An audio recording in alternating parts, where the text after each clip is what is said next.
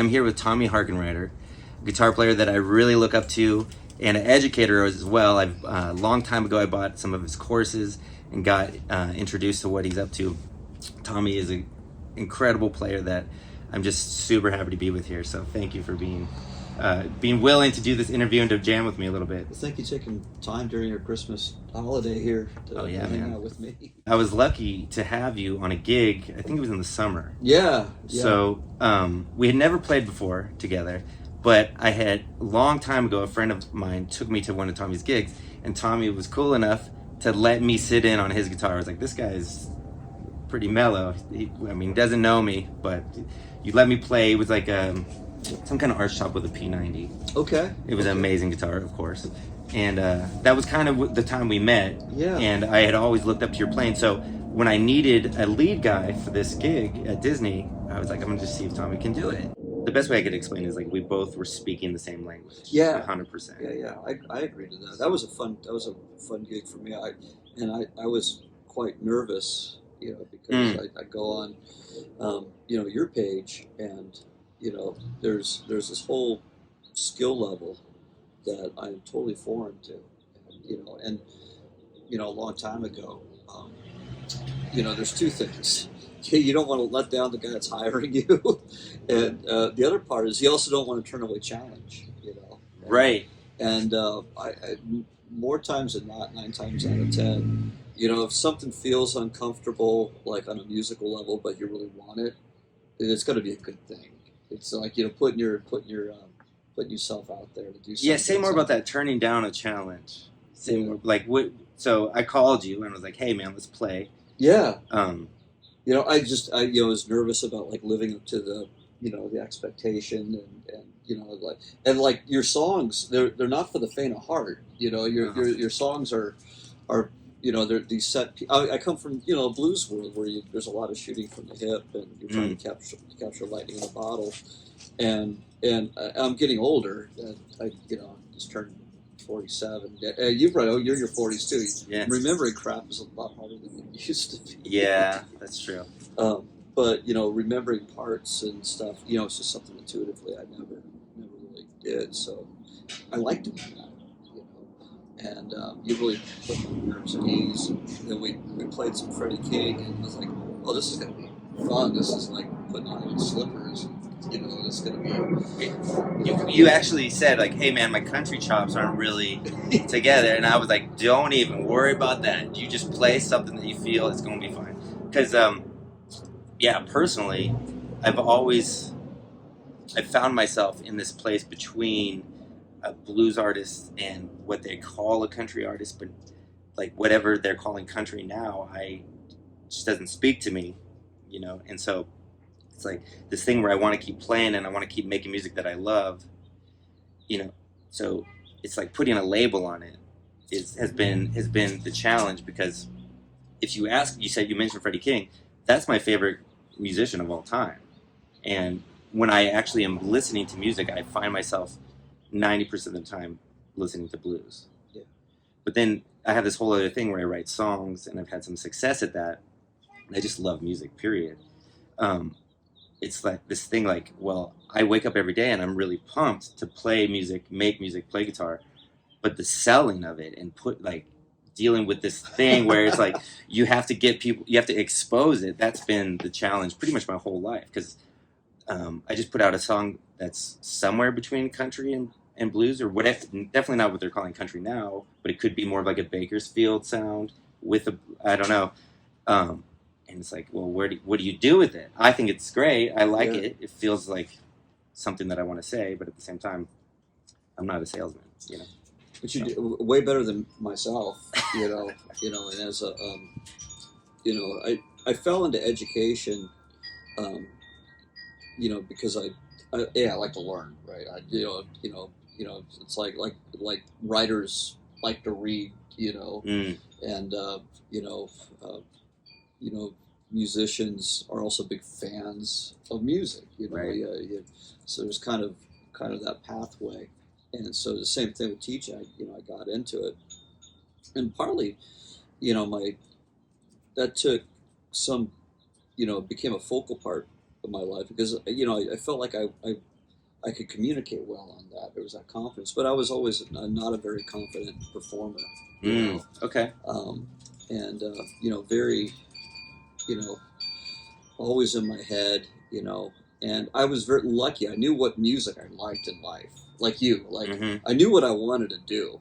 Like I have students and stuff that are always kind of throwing things at me, and and that's how you go through life. But when I was young, it's like I just want to play blues. I Mm. just want to do this. So that was You know? early on. Yeah, Early on, yeah, you're like, I yeah. just want to play blues. Well, I think it was, I got a guitar and I had this guitar teacher and he showed me like a 12-bar blues and a pentatonic scale. So automatically everything sounded bluesy, right? It's great. Yeah. And so, like, dude, I can do this, so something that you inherently do, it's like, I want to go into this and of course, we're the same age. You remember going to like record stores or like warehouse, and like the blues aisle is very tiny. Yeah. You'd find a lot of Clapton and Jeff Healey. I remember the Jeff Healey record being out, and it was kind of a cool time because at least there was like blues that was kind of top 40. It was on the radio. Steve Ray Vaughan was on the radio. Okay. And Okay. but very limited in scope. But I liked it, and my dad used to hit me to lots of different stuff that he grew up with, lots of Clapton and derivative British blues that came from that. And it was when I lived in Arizona that we found a guitar teacher.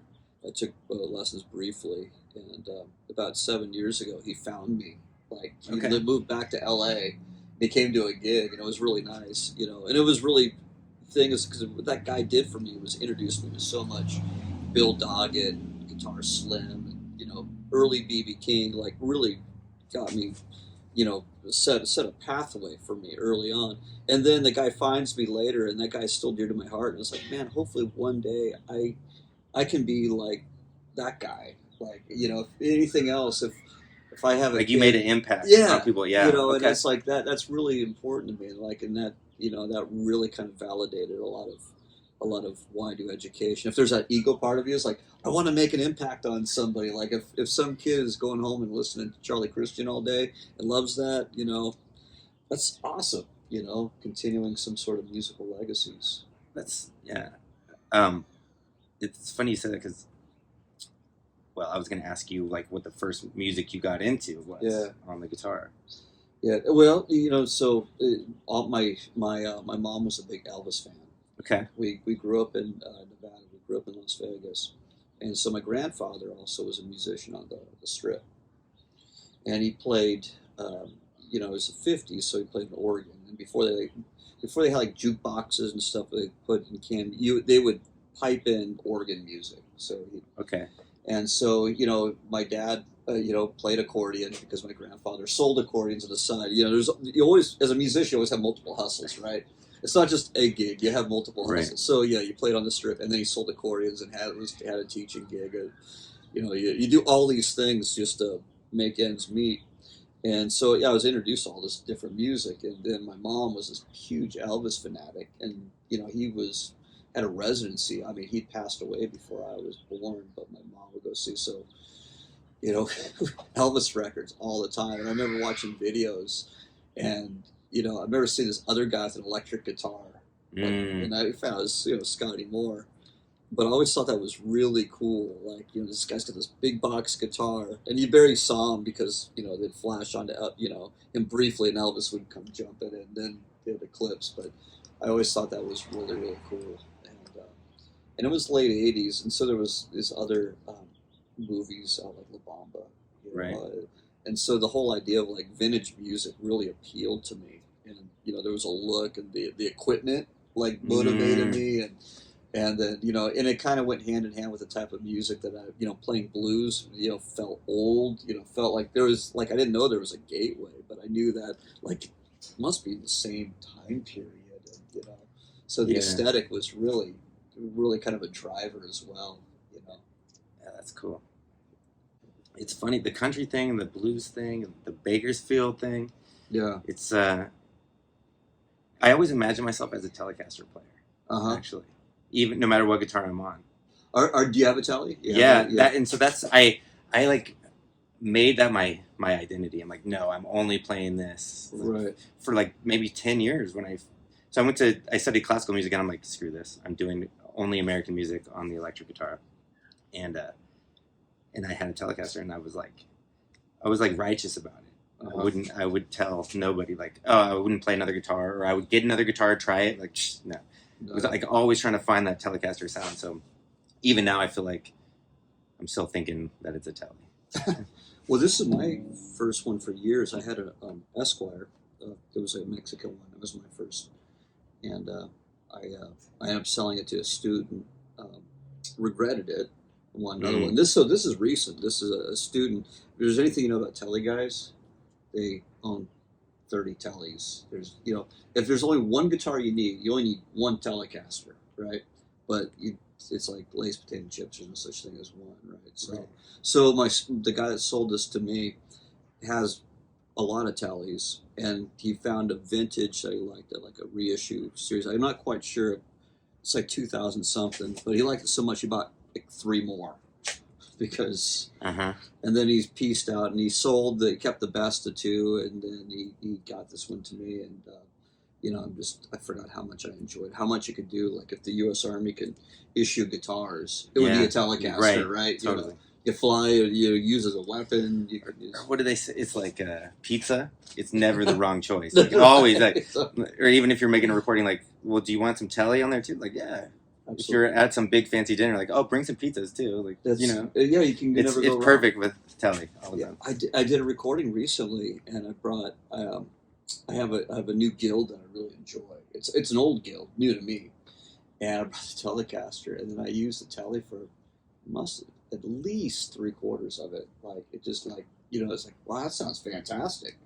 You have all this high cachet stuff, and you pulled out a plain guitar, and it does the job. Yeah, like I mean, just how durable they are too. Yeah, absolutely. My first times over to Europe, I have one of my buddies builds guitars, Dan Dunham, and he built like this pine Telecaster P90, I really like. It's probably when you saw me play. It's probably what I was using. And anyway, we put metal inserts in it, so I just take the neck off and put it in the bag and fly and just pop it put it back on. There. Yeah. Wow, that's great. And prior to customs issues where you need like a work permit and stuff, it was kind of just put in your bag and just roll through and no problems. Yeah, it's kind of nice. Which obviously you fly with that, you kind of sweat a little bit. You're nervous the whole time. Yeah. You're just like, oh man, I hope this thing makes it.